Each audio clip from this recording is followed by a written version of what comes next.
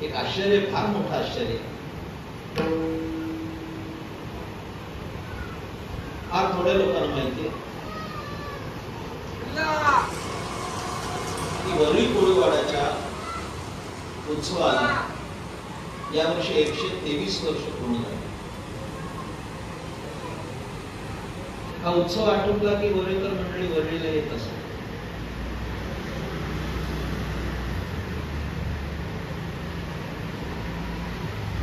नीट आहे का? वरळी कोळीवाड्याचा उत्सव सुरू झाला 1902. म्हणजे त्या काळामध्ये ब्रिटिश सरकार होतं. भारत स्वतंत्र झाला नव्हता. त्यानंतर भारत तब्बल 45 वर्षांनी स्वतंत्र झाला. त्यावेळेची मुंबई कशी असेल, समुद्राच्या किनारी असणारा वरळीचा कोळीवाडा किती सारसेल. त्या महादेवाच्या मंदिरामध्ये 1902 साली उत्सव सुरू झाला आणि 2002 साली त्याची शताब्दी झाली. 100 वर्ष पूर्ण झाली.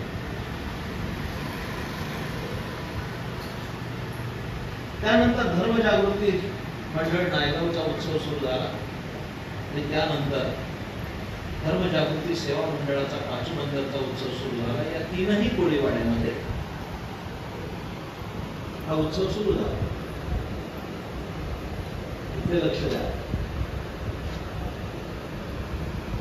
या शताब्दी झाली वरळी कोळीवाड्याची.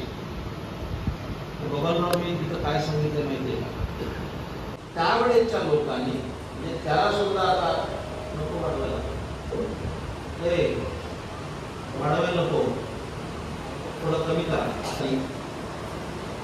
त्या उत्सवामध्ये मी असं सांगितलं की आता मोठा उत्सव झालाय 100 वर्षाचा, तर तुमचं कौतुक करायचं काही कारण नाही. कारण दळणवळणाची साधनं वाढली, विकासाची गंगा घरापर्यंत आली. कौतुक केलं पाहिजे कोणाचं, तर 1902 साली म्हणजे तब्बल 100 वर्षापूर्वी कोळ्याच्या घरात ज्ञानेश्वरी होती. हा सगळ्यात मोठा विजय आहे. तरी त्या काळात 100 वर्षापूर्वी ब्राह्मणाघरी पण ज्ञानेश्वरी नव्हती. माझी कारकीर्द सुरू 45 वर्ष झाली. 45 वर्षापूर्वी एखाद्या गावात उत्सव करायचा झाला तर एखादी ज्ञानेश्वरी असायची आणि ती प्रवचनाकरता आणावी लागायची. एखाद्याच घरात विणा असायचा किंवा 10-5 गावात एखादा विणा असायचा. तो आणावा लागायचा पहाऱ्यासाठी आणि जाताना नारळ घेऊन द्यावा लागायचा. ही वारकरी लोक सांगते गौरेकर मंडळी, बरोबर. 100 वर्षापूर्वी वरळीच्या कोळीवाड्यामध्ये ज्ञानेश्वरी होती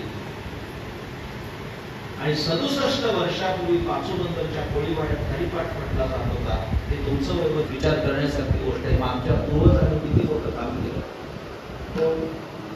50वा सुवर्ण महोत्सव आपण अत्यंत सुंदर केला आणि आता अमृत महोत्सवाकडे आपली वाटचाल आहे. आजचा दिवस खूप महत्वाचा आहे. मी त्याचा उल्लेख करणार आहे. योग्य वेळी करेल. आता तुर्तास करत नाही. ज्या प्रसंगाला येईल त्यावेळेस मी सांगेन. नामदेव याला समाधी घेऊन 675 वर्ष पूर्ण झाली. मला विस्तार करायला खूप जागा आहे आणि वेळ खूप कमी आहे. कमी वेळामध्ये जास्त बोलायचंय. फक्त माझा विक्षेप करू नका आणि शांततेने ऐका.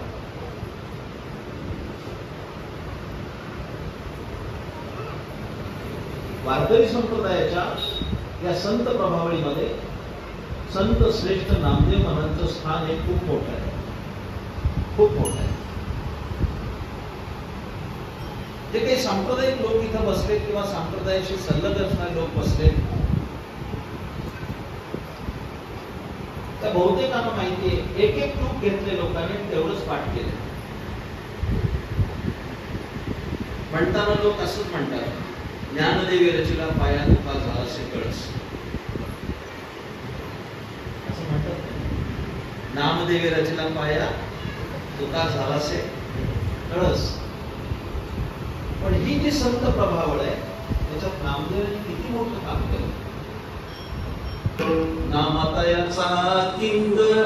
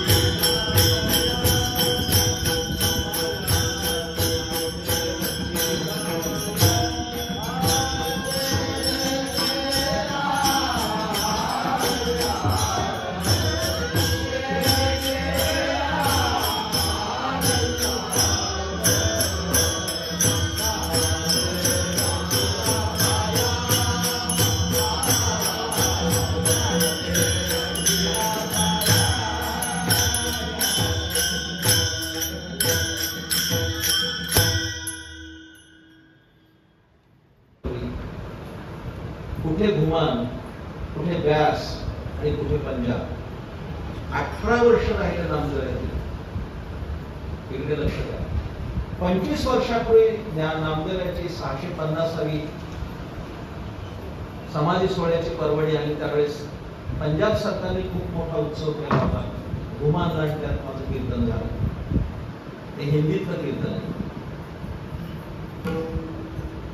मन मेरू गजू जीवा मेरी ताती, मन मेरू गजू जीवा मेरी ताती,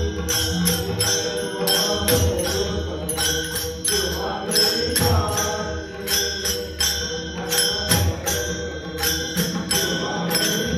ताती, मती काटो चमकी पासी, मती काटो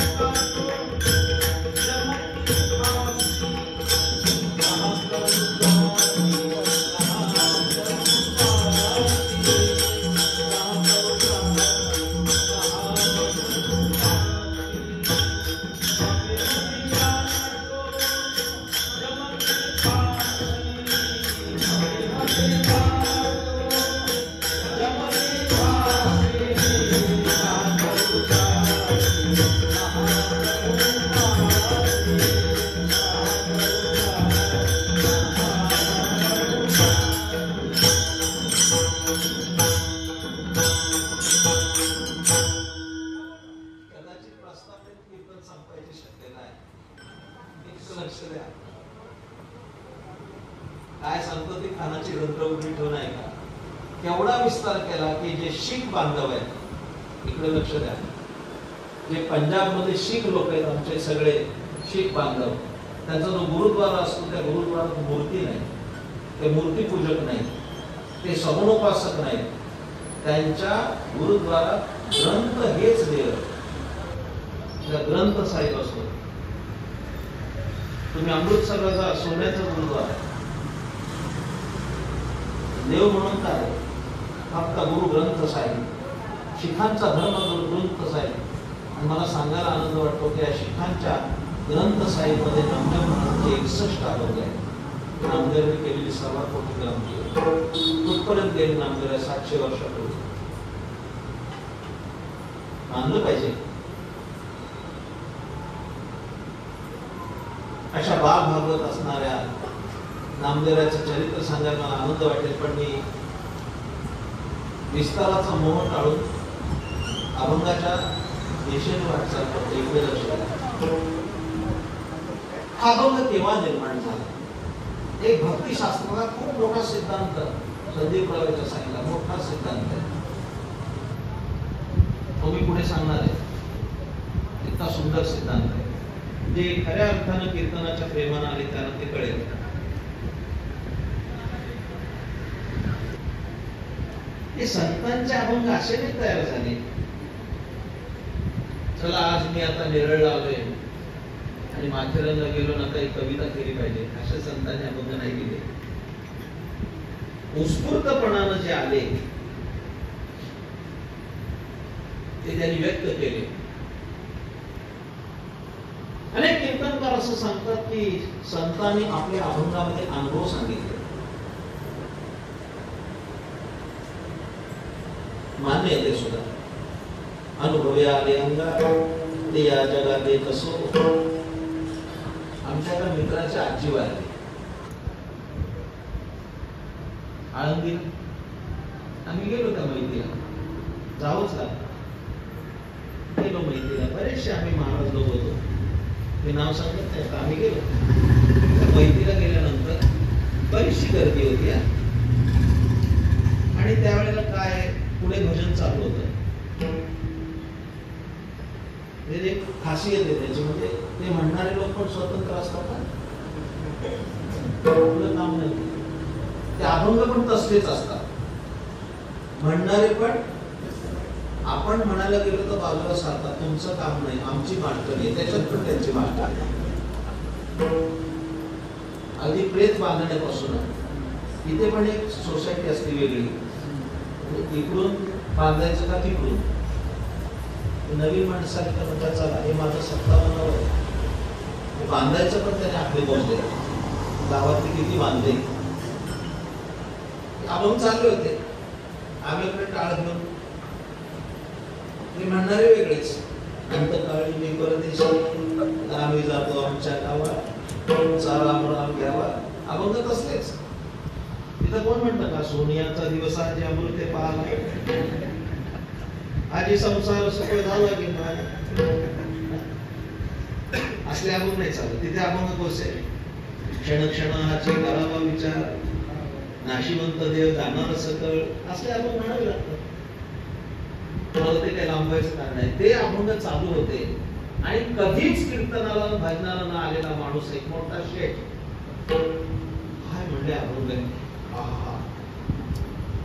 त्यांनी पहिल्यांदाच ऐकले काय अभंग आहे आणि काय तुकाराम महाराजांनी त्याच्यामध्ये अनुभव सांगितले. शेजारी चालू होतो, म्हटलं खूप बरं झालं तुम्ही वर झोपायच्या आत हे कळलं. तिरडीवर तुम्ही झोपायच्या आत तुम्हाला हे कळलं, हे सुद्धा चांगलं म्हणायचं. काय अनुभव सांगितले, काय अनुभव. आता मी काय सांगतो आहे, संतांनी अभंगात अनुभव सांगितले हा एक अर्थ केला पाहिजे. तर त्याच्यापेक्षा मला भावलेला अर्थ संतांचे अनुभवच अभंग झाले हे त्याच्यापेक्षा त्यांच्या अनुभवच अभंग म्हणून बाहेर आले. आता हा अनुभव कोणता या अभंगाचा त्याचा विचार केला पाहिजे. माझ्याकडे लक्ष द्या. काय झालं, कार्तिकीची वारी झाली, आता झाली का नाही आषाढीची, चातुर्मास संपला. थोड्या लोकांना माहित असेल, तिथल्या वारकरी त्यांना माहित माहित असेल. कधी तुम्ही बघितला का पांडुरंगाच्या दर्शनात गेल्यानंतर वारीमध्ये असा मागे लोड टेकायला दिलेला असतो, फोटो दिसतो. आता दिसतो ना, नाही. मग तेव्हा लोड का असतो आप्पा, तेव्हा लोड का असतो. कार्तिक शुद्ध पंचमीला देवाची शेजारती बंद होते, ती कार्तिक वद्य पंचमीला सुरू होते.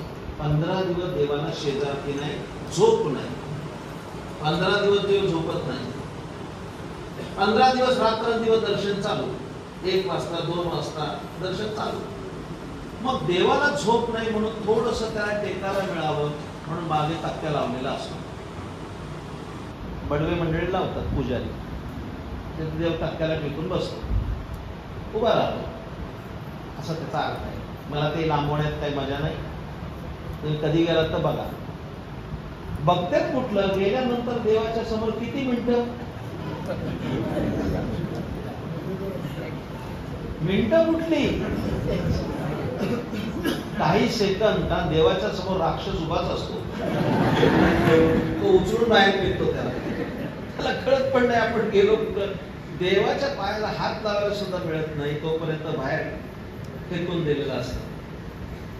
पण वारकरी संप्रदायाची सुद्धा कमाल आहे. 28 तास उभा राहतो, पण नुसता देव डोळ्यांनी बघितलं तरी त्याला समाधान वाटते. काय आनंद असेल त्या दर्शनामध्ये. असा तक्क्या असतो मागे. देव थकले, इकडे लक्ष द्या. उभा राहून राहून थकले. वारी झाल्यानंतर असं वाटलं की आता विश्रांती पाहिजे. आता आपला सप्ताह उद्या काला होईल. 3-4 दिवस जे लोक काम करतायत ते थकणार त्यांना. म्हणणार चला काला झाला, आज 2 दिवस आराम करू. सध्या बोटी बंद आहेत तरी जरा आराम करू म्हणतील ना. क्षीण लग्न झालं घरामध्ये, धावपळ झाली महिनाभर, मुलीचं लग्न झालं, मुलगी नांदायला गेल्यानंतर 2-4 दिवस वाटतं ना आता खूप थकवा आला, आता जरा पडावं. देवाला सुद्धा 15 दिवसाचा क्षीण आला म्हटलं आता काही खरं नाही, कुठेतरी कुलू मनालीला गेलं पाहिजे, नाही तर महाबळेश्वर माथेरानला गेलं पाहिजे, जरा विश्रांती घेतली पाहिजे, थकलोय. देव तिथं जात नाही. देव कशाला कुलू मनालीला जाईल आणि उटीला जाईल? देवाने एकदम निवांत स्थळ निवडलं आणि ते संत सावता महाराजांच्या घरी गेले. असा वारकरी इतिहास आहे. पंढरपूर पासून अत्यंत जवळ असणार आरणभंडी नावाचं गाव, तिथं संत सावता महाराज होते, त्यांच्या घरी गेले आणि मस्त त्यांच्या माळ्यात राहिले. एक नाही म्हटले ना संतांनी, माळ्या सावत्यास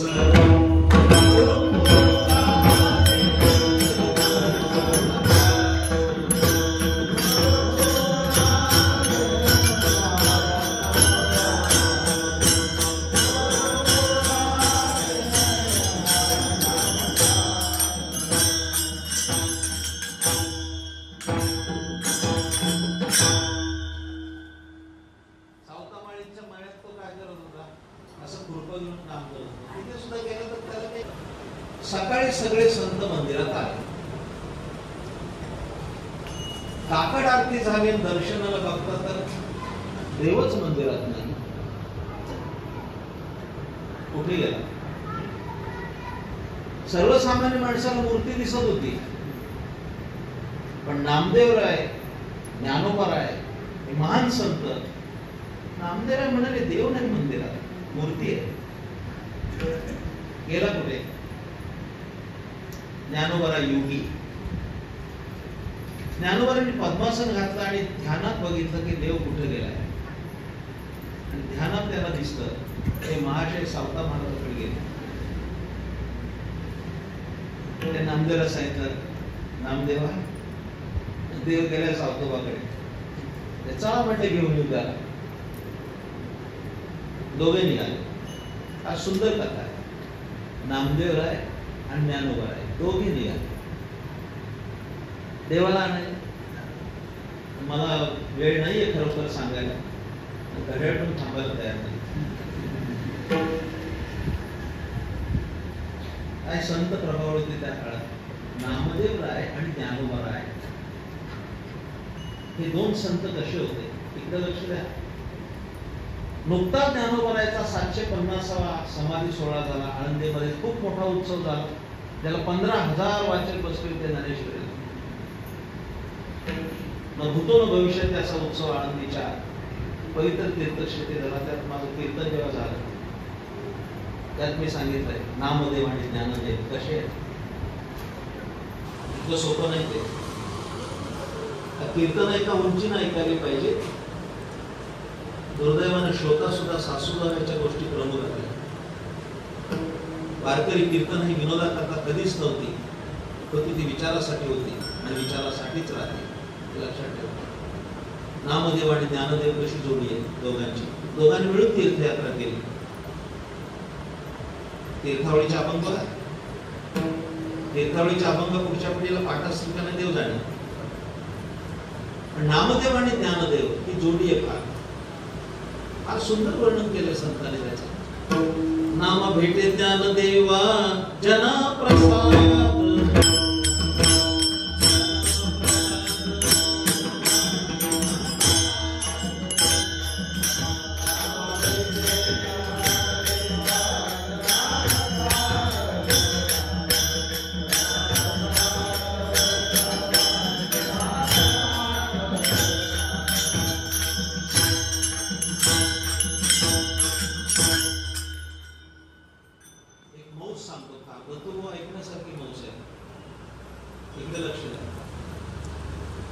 प्रॅक्टिकली सांगतो तुम्हाला. माझ्याकडे लक्ष देऊन माझ्यात सहभागी व्हा कीर्तनात.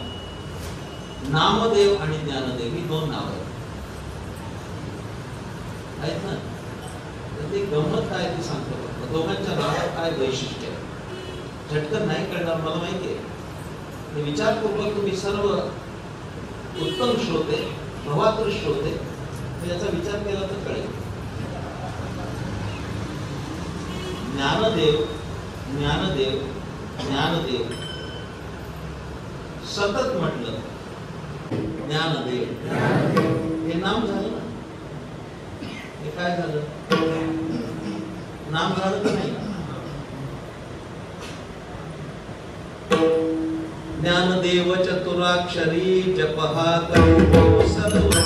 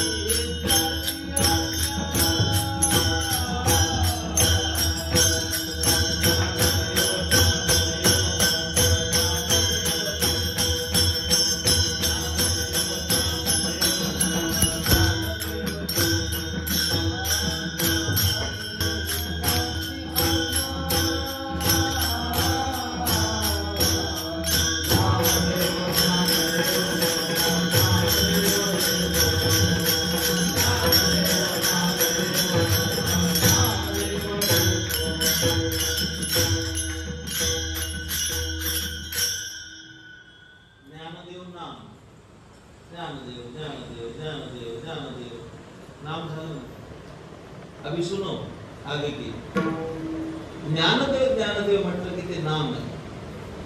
नामदेव नामदेव म्हणा. नामदेव नामदेव नामदेव असं म्हटलं की नामच देव आहे याचं ज्ञान होतं. काय कळतं? नामच देव आहे हे ज्ञान होतं. या ज्ञानापासून शेकडो लोक वंचित आहेत. त्यांना माहितीच नाही की नामच देव आहे. आज अभंग आहे. जास्त काय सांगायचं कारण आहे, जरा ऐकायचं. जेव्हा मी घुमनला गेलो, संदीप ऐकायचं, घुमनला जेव्हा गेलो, बड़ी गौर से सुनो मैं बता रहा हूँ. जेव्हा गेलो तिथे घुमनला खूप मोठा सप्ताह झाला. घुमनला त्यावेळेस 25 वर्षापूर्वी 3000 लोक बसले होते नामदेवाच्या गाथेच्या पारणाला. त्यात कीर्तन झाली. खूप सुंदर सप्ताह झाला. ते पंच प्यारे सगळे शीख संप्रदायाचे मला तर सांगायला पण आनंद वाटेल. पण काय झालं ते सांगतो. ते लोक भगत नामदेव म्हणतात. क्या बोलते? भगत नामदेव. नामदेव महाराज म्हणत नाही, ते भगत नामदेव बाबा. जा तुम्ही कुठल्या एखाद्या शिखाला विचारा, ते म्हणजे भगत नामदेव. तो उन्होंने जो अर्थ बताया नामदेव इस नाम का, तो बड़े गौर से सुनो. त्यांच्याकडे 5 क असतात, ते पण ऐका. शीख समाजाकडे 5 क असतात. ते 5 क कोणते? क ककार, कच्या 5 वस्तू, कडा, कंगी, कफनी, कट्यार और केस. ते 5 गोष्टी त्यांच्याकडे प्रधान आहेत. तो कफनी घे ना, एक कंगी, हे केस असतात, त्या केसामध्ये कंगी असते, एक अगवा असतो, वर पगडी असते, कट्यार असतो आणि कफनी असते. तो वहां के पंच प्यारे क्या बोले? हम भगत नामदेव के पास खड़े रहते, अपनी कंगी कफनी, आपली कफनी ते पसरतात अशी, आपण पदर पसरतो असा कफनी पसरतात आणि सांगतात. हे सांगताना माझ्या अंगावर रोमांच आले. त्या नामदेवाला प्रार्थना करते, बाबा भगत नामदेव क्या मांगते हैं? सुनो, नामदेव नामदेव नामदेव. नहीं समझ पाए? नामदेव सांगतात की आम्हाला नाम द्या, त्या नामाने आमचं कल्याण होईल. नामदेव या शब्दाचा अर्थ नामदेव म्हणजे नाम दो. नामाची भिक्षा मागणारे शीख बांधव नामदेव किती श्रेष्ठ असतील विचार करण्यासारखी गोष्ट आहे. हे नामदेव आणि ज्ञानदेव वगैरे विस्तार केला, पण नामदेव आणि ज्ञानोबाला येत आहे हे जसंच कळलं, याला काय आता मोबाईल करून सांगितलं पाहिजे. ते येतात बरं का दोघे जण CID तुमच्या तपासावर.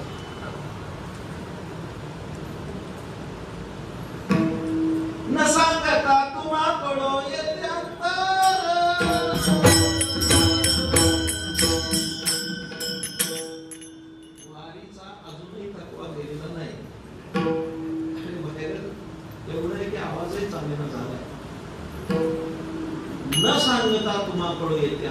विश्वभर परिहार चिन्ह गेले. त्याला माहित होतं देवाला जसं कळलं की हे दोघ जण आले. आता मी समीप आलो, इकडे लक्ष द्या. नामदेवराला ज्ञानोबाला येताना बघितलं, भगवान पळत गेले सावताबाबाकडे, बोलले सावतोबा हे दोघे आले मला द्या, आता मला कुठेतरी लपव. आता तू काय कणगीत लपवणार आहे? आणि कणगीत लपव असा देव आहे का? एखादा लाडू डब्यात ठेवावा, कुठे लपवणार? माझ्या प्रिय श्रोत्यांनो, सावंता महाराजांनी आपलं हृदय चिरलं, हातामध्ये वेळा होता, हृदय चिरलं आणि त्याच्यात त्याला लपवलं.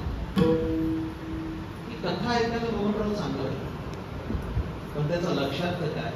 देव ठेवण्याची फक्त एकच जागा आहे, आणि हृदय मंदिर आहे, तेवढंच मंदिर आहे, दुसरं कुठे जाऊ शकत. हृदयाच्या संबंधाने किती पण बोलता येईल. आता हृदय हे ना पुरे चौफाडून या पुरे, लक्ष द्या, नीट आहे का? आपण आपला गणपती चौरंगावर मांडतो. आता आला गणपती महिन्याने, चौरंगावर मांडतो का नाही? पण एखाद्याचा चौरंग लाकडाचा असेल, एखाद्याचा चौरंग चांदीचा असेल, एखाद्याचा चौरंग सोन्याचा असेल. पण ज्ञानोबा म्हणतात माझ्या गुरूंच्या पादुका त्या माझ्या हृदयाच्या चौरंगावर असतील, तेवढा श्रेष्ठतम चौरंग कुठेच नाही. आणि हृदयासारखं मंदिर दुसरे कुठे नाही. त्याच्यामध्ये देवाला ठेवलं. देव पण लपून बसला. देव लपून बसल्यानंतर ते दोघे जण आले. आल्यानंतर संत सावता महाराज तिथे होतेच. या या या आदर स्वागत केलं. या नाही, आम्ही तपासावर आलोय, पंढरीचा चोर पळालाय, आम्ही तपासावर आलोय. पंढरीचा चोरच ना, काय म्हटलंय? घरला मुंबईचा चोर, नीट ऐकतोय का? झोपलाय.